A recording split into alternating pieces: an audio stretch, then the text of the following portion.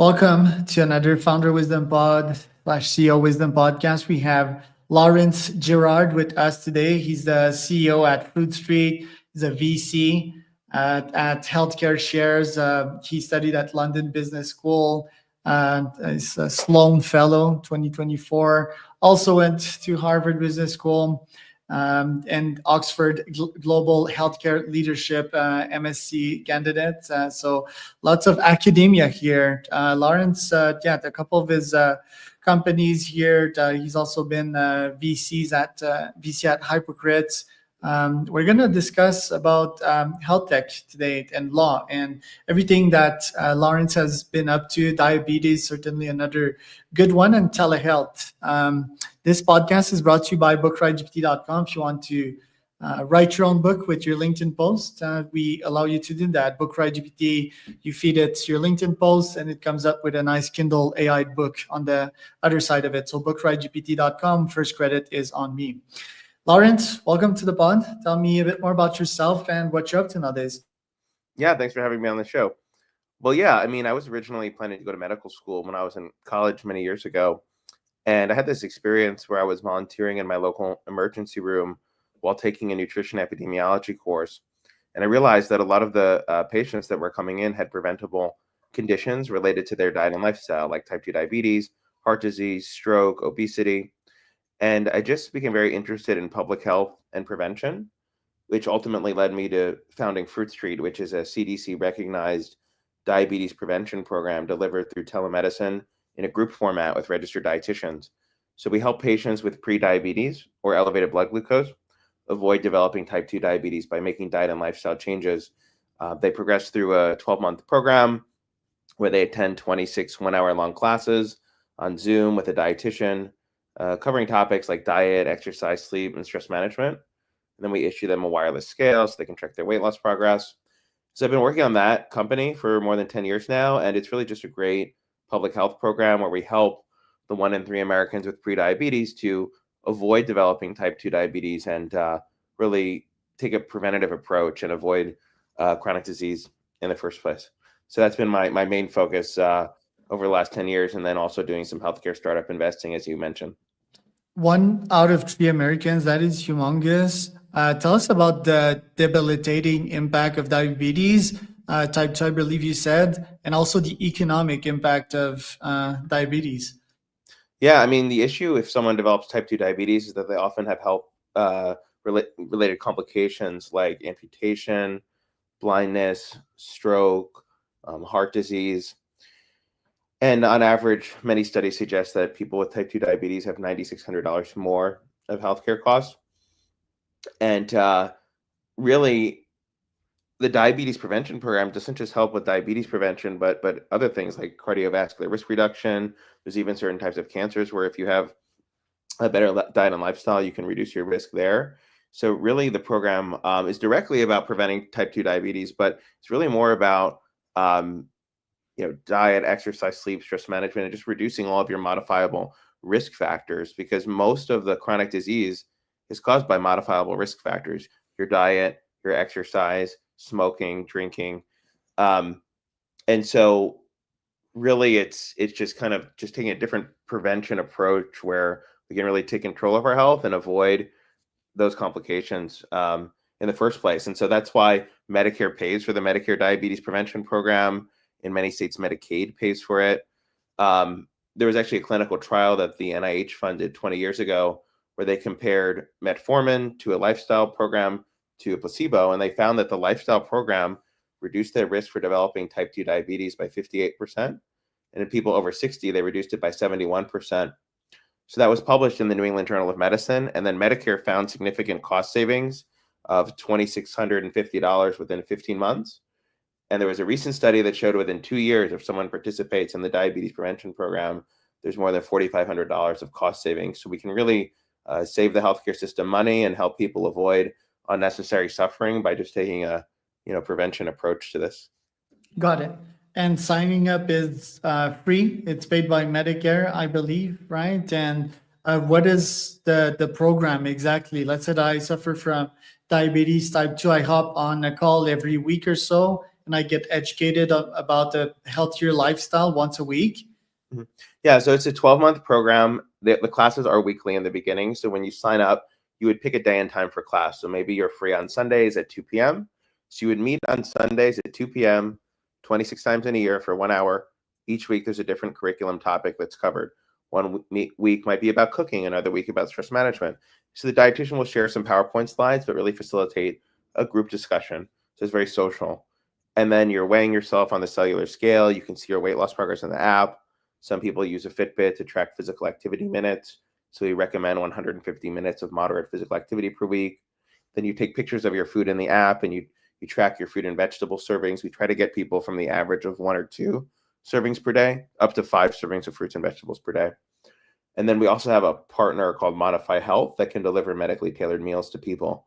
So it's essentially these like weekly classes that eventually become bi-weekly and monthly, tracking your weight, tracking your diet, tracking your physical activity to ultimately lose at least 5% of your weight and reduce your hemoglobin A1C. So someone that's pre-diabetic would have an A1C between 5.7 and 6.4 usually, or a fasting glucose between 100 and 125. And so we want to see, weight loss as well as getting the blood sugar levels back to the normal range. And it is a covered benefit for Medicare patients with pre-diabetes, which is actually 1 in 2. We have had employers and health plans pay for it as well. It's also covered under Medicaid. There's also an option to just pay for it on our website through a monthly fee or an annual fee as well. Yeah, and there's a web platform and a mobile app that participants can use in the program as well. Right. And do people really want to lose weight and be healthy, or do they prefer to indulge in nice food because life is so hard? Yeah, well, I think we'd all prefer some ice cream and pizza sometimes, but I think that when people participate in this program, especially when it's free, what keeps them motivated to improve their health is that they start feeling better. They see, wow, I lost 2 or 3 pounds this week. And then the next week, well, maybe they don't lose 2 or 3 pounds in a week. They might lose 1 to 2 pounds per week. But, when they feel better, that's what actually motivates them. Sometimes people will sign up for these programs to like get a free Fitbit. That can get them in the door. But our dietitians try to use motivational interviewing to try to say, well, why are you here? Do you want to have energy to play with your grandkids? Or do you want to live long enough to see your child get married, for example? Or whatever the reason is, or is it because you want to avoid diabetes because your parents had it and you don't want to take insulin, for example? So we try to get people to have a strong why, a strong motivation, why they're participating in this program. And then when they start feeling better and see the health improvements, that's kind of what gets them to keep doing it, as well as what we see. So they get a free Fitbit. How do you actually do that partnership with Fitbit to get them at lower cost? And why not a Whoop? Yeah, so we had given a free Fitbit when we had employer contracts. We don't do that for Medicare because it's actually not, there's not enough reimbursement on the Medicare side. People do get a free wireless scale on the Medicare side. But yeah, on the Fitbit side, at the time when we did that, I think there was quite a bit of brand awareness of Fitbit, and it's a bit cheaper, I think, maybe than the Whoop. But not everybody uses the Fitbit. I would say like everyone uses the wireless scale. Some people don't like wearing it on their wrist, so they would track it through the app. But when we worked with a large employer, part of the marketing was like sign up and attend 2 classes and get a free Fitbit. So they'd get the scale when they sign up and then the Fitbit after. And then if they attended 6 classes, they would get some more incentives. So I think those like gadgets or like prizes or rewards can get people in the door, right? And it's a nice way to like track your exercise, but ultimately you still have to shift them back into like, why are you here intrinsically? Is it because to improve your health, right? The Fitbit is just one small piece of it, but it's a nice tool to track their physical activity minutes. And the physical activity component of it, I think is quite important. I haven't been overweight in such a long time that I don't really understand how it feels like to come back and do physical activity. I must guess it's pretty painful for most, but in the end, I get addicted to the feeling of doing physical activity, right? It's like a drug, and I have quite an addictive personality. So after I finish a workout, I feel so good. How could people eventually get there? Because I understand that as well. It's really painful to restart doing exercise. Almost feels like you're dying. Yeah. I think it's about like building up over time and finding something that works for you in a form of exercise that you actually enjoy, right? So like maybe you don't like running on a treadmill. Well, that's not going to be a very sustainable strategy because you're not enjoying it. So maybe you would enjoy playing tennis instead. Right. Pickleball. Yeah, or pickleball, or I like paddle, for example. If you enjoy the exercise, you're going to be more likely to do it than if you say you're just running on a treadmill, if you don't like running on a treadmill, right? And I think even just like brisk walking can count as moderate physical activity. The idea is to get the heart rate up, and you might start at 10 minutes a day one week and then 20 minutes a day the next week, and then build up over time. Or if you have joint problems, maybe swimming is actually better exercise for you as well. So I think it's about just like gradual build up, and not, we don't say like, hey, you got to go on a treadmill every day. We say we want to help you find a form of exercise that you enjoy and could see yourself doing in the long run. And the social activity part of it, right? Like building a community, getting out of your shell, seeing friends every weekends or so, or daily if you're Mhm. lucky. I want to ask you questions about the program itself. To me, I'm a power user of AI, and I definitely am putting all my meals in there and my physical activities, and I ask for recommendations, right? And I tell it how I'm feeling after eating junk food, for example, which is always really bad. And I just built up on that. It's question, answer. I get serotonin. I get hooked to it. I get hooked to the process and the fast results where it gets me. Are you thinking of integrating AI in your program as well? Yeah. Well, we would add that for like the pictures of the food to give you some instant feedback. There's some people working on that as well. So I think that can be nice to give some quick feedback. But then the dietitian could review a bit more, to have the human touch also. But there's actually studies that show that even if you just take pictures of your food and you get no feedback, you become more conscious of what you're eating as well. But we're definitely considering adding that in terms of giving you instant feedback on a food photo that you take. Now, you run this company. You're also a VC. So, what does a day to day in your life look like? Yeah, well, it lasts about 16 hours, and it's a lot of switching back and forth between two projects, and also delegating, right? Like to be a good entrepreneur, at some point you have to stop doing everything yourself, and you have to empower other leaders to do things also. But yeah, my other project is Healthcare Shares. So we're kind of like a social impact healthcare venture capital firm. So we have a fund on Angel List, where most of the investors are physicians and healthcare executives, and we invest in social impact healthcare startups. But we also have a social networking platform for people interested in healthcare entrepreneurship, where they can just join at healthcareshares.com. And we have pitch events. We have ability to message other members, and things like that.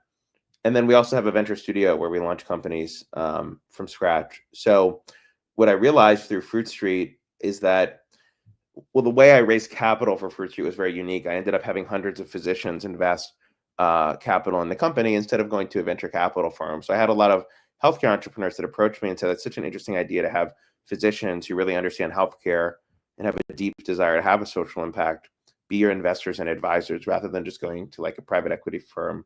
And so that's kind of what inspired starting Healthcare Shares, to build a community of physicians and healthcare executives that really want to have a social impact in healthcare.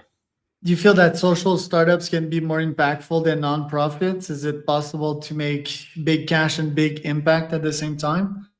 Yeah, I think the in between point between a traditional Delaware C corporation and a nonprofit is a Delaware public benefit corporation, which is taxed like a for profit, but you're supposed to have a social mission as well. Right. And I think that the for profit model can be more sustainable because you have revenues that are supporting your impact. And then you can raise capital by selling shares in your company to accelerate things further as well. Whereas traditionally a nonprofit would be relying on maybe donations, for example, which is not really a repeat business model. So I really believe in public benefit corporations and entrepreneurship being a tool for more sustainable impact within healthcare. So, how are you demonstrating your impact to investors nowadays? Well, with Fruit Street, it's very tangible. It's about like how many patients have you enrolled with prediabetes? Like we've enrolled more than 45,000 patients. We're also part of a project with the American Diabetes Association called the Diabetes Prevention Alliance, where we're enrolling underserved Americans in certain states that have a high prevalence of diabetes as well. And I think for healthcare startups that we invest in, it depends. Every company has a different mission, but I think in healthcare, it's often quantifying the impact by clinical outcomes or cost savings, or how many patients or clinicians have you served? And so we like to use this quintuple aim approach, which focuses on things like improving outcomes, reducing costs, increasing patient satisfaction, clinician satisfaction, population health, and health equity. So I think that's typically a good way for healthcare startups to look at their impact. And would you also think of tracking weight reduction? And is it possible to track some longevity biomarkers eventually? It's like, oh, we saved them, we added 2 years to their lifespan, and so forth. Yeah, I mean, typically the clinical outcomes we track are things like weight loss, improvements in your blood test results, like your hemoglobin A1C, physical activity increase, as well. Our program's actually based on a study where they've been following the patients for 30 years, so there's a lot of science behind it. But yeah, those are typically the types of clinical outcomes we're tracking, as well.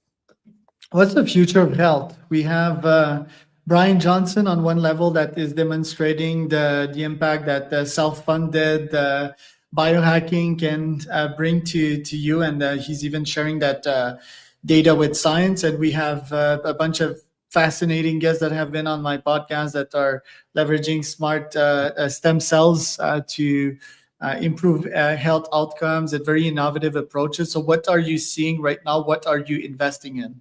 Yeah.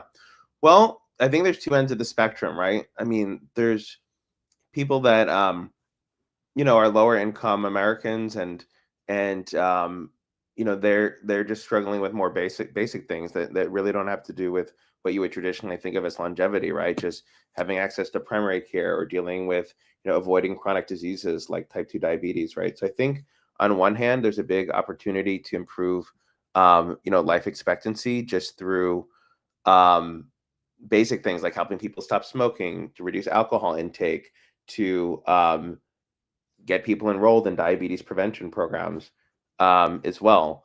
But there's also an opportunity on the other side where people are pursuing longevity technologies as well, where people that are at the higher income level are pursuing things to extend their life. And I actually did a test today through Function Health. Have you heard of Function Health? No. So like Mark Hyman launched something called Function Health, where you pay like a $500 per year membership, and it tracks like 100 different biomarkers. And I was just interested to learn about my own health, so I haven't gotten the results yet. But I do think even like some of the more regular blood test results are interesting to catch things, earlier. So I think we may see more people investing in that. But there's still really like a huge opportunity to just help extend the average life expectancy of the average American by like addressing obesity, getting people access to healthy food, getting people access to primary care, making sure everybody has health insurance. So I think kind of have like two ends of the spectrum, really. But I think people have become more aware of their health after the pandemic, and I think that's a good thing as well. But I think we need to find a way to help like the kind of both ends of the spectrum in terms of like people that have a lot of resources and people that are on Medicaid and Medicare, as well. Right. I think one of the most underrated areas right now is air quality, right? We're wondering why we have all of these diseases. We're obsessed about global warming at the same time, but we don't put the correlation between cancers and all these weird diseases that we're getting, right? While we're burning fuel and putting all kinds of shit in the air. What do you think about, I don't know, a mask that would clean the air so that you breathe a higher quality, or just a HEPA filter in the house, but next level? I think Dyson has put some of these. Are you bullish on that field? Yeah, I wouldn't say I'm an expert in that area, but what I would say is the environment definitely can impact health. I mean, even if you think of that famous movie, I forgot the name of it, but where there was like an industrial company pouring chemicals into the water, and there was a lawyer that sued them, right? I mean, there's some of that going on. Or if you look at like Fresno, like what happened in the Fresno, I believe was the city. Yeah, I think it might have been in Michigan. Yeah, But there was Michigan. also with like what was it, the company that made the plastics? Well, there's Monsanto that's putting shit everywhere, but there's also there was there's a bunch of different, famous stories about, just chemicals getting into the, people's bodies through water or food or air. Microplastics, yeah. Yeah, and so I think we do need to be more conscious of that as well. To avoid like forever chemicals or just have clean drinking water. There was what happened in Flint, Michigan as well.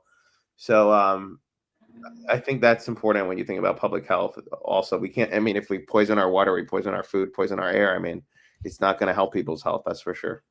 Right. What's next for you this year? What are your top objectives?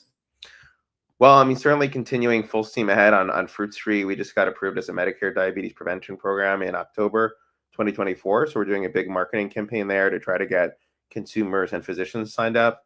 Definitely also starting to invest in healthcare startups through healthcare shares.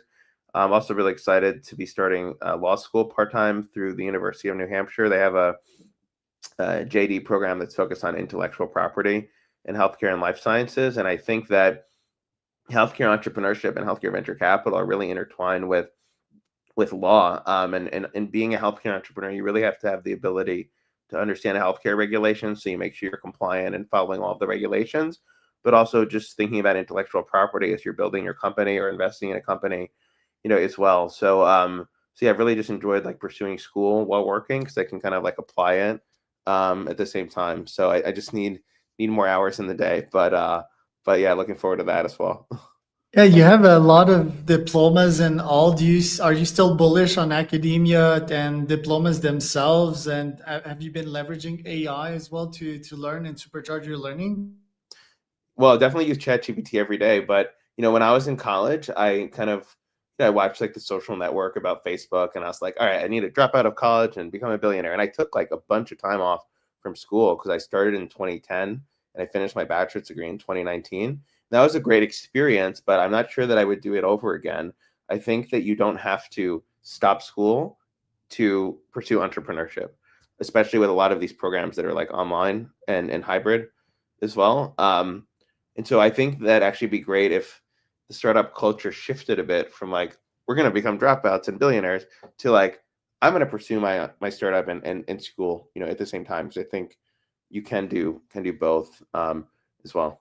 I think we're going to see also more late bloomers as longevity increases and the learning techniques also increase. I think you may hit diminishing returns and can sort of see it in Elon nowadays. Doesn't have all his head, like he's been sharper. He's had sharper days. I think you're just burning the candle by both ends. And yet it's fine also to take your time and create more strategic decisions. But on the other end of that is AGI that's coming at you full speed, right? Like, and potentially is gonna slash up to 80% of the job market. Aren't you afraid of that? Don't you have like that fire under you? Yeah. Well, I think that's where judgment comes in. One of my professors at London Business School spoke a lot about judgment. And with AI being able to do some of the grunt work, like prepare a legal contract, okay, but I'm not sure AI necessarily has the judgment. And even if you get opinion from AI, you still have to make a human decision at the end of the day. So I think actually people that have good judgment and good emotional intelligence are going to become even more important going forward now that AI can do some of the heavy lifting on things like a legal contract. Got it. Thank you, Laurence. It's been certainly interesting. Where can people find out more about you? Just find me on LinkedIn. I'm there, and or fruitstreet.com or healthcareshares.com. Yeah. So that was Laurence Girard and